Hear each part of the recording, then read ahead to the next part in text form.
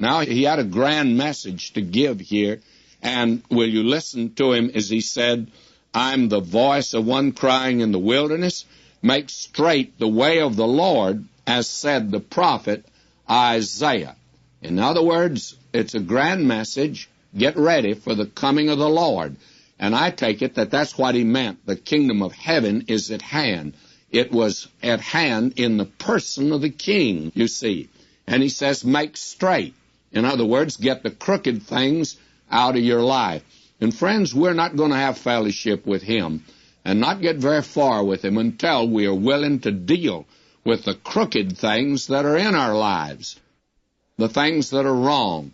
And when we do that, then there is open for us fellowship. We say that we have fellowship with him and walk in darkness, we lie. As someone has said, as Captain Jack, I think, years ago, I will dig a ditch so straight and true that even God can look it through. Well, that's the thing we need to get straight in our lives, and we can get that straight by confession, of course.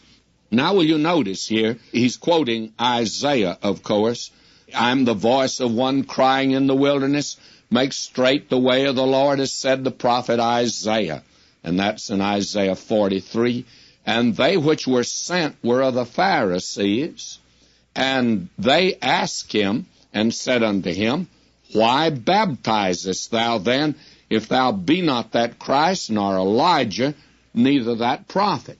They ask him now a technical point. If you're none of these, why do you baptize? Well, now listen to John's answer. John answered them, saying, I baptize with water, but there standeth one among you, whom ye know not.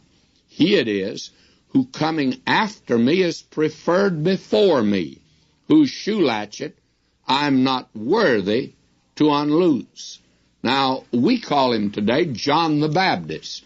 But he denied that he was the Baptist. He said, I only use water. Said, there's coming one after me, and he's going to baptize with fire and Holy Spirit. And that fire is a baptism of judgment that's yet to come upon the earth, by the way. And the Holy Spirit baptism took place at Pentecost. Now, I wonder if Christ was in the crowd there that day. I don't know. He could have been. Now will you notice, he that comes after me, he says, is preferred before me, whose shoe latchet I'm not worthy to unloose. Now a servant must do every task of his master, but a disciple must do every task except take the thong out of the teacher's shoes. That was the rule of that day.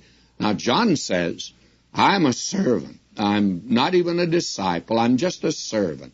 I'm not even worthy to be that servant, but that's what he was.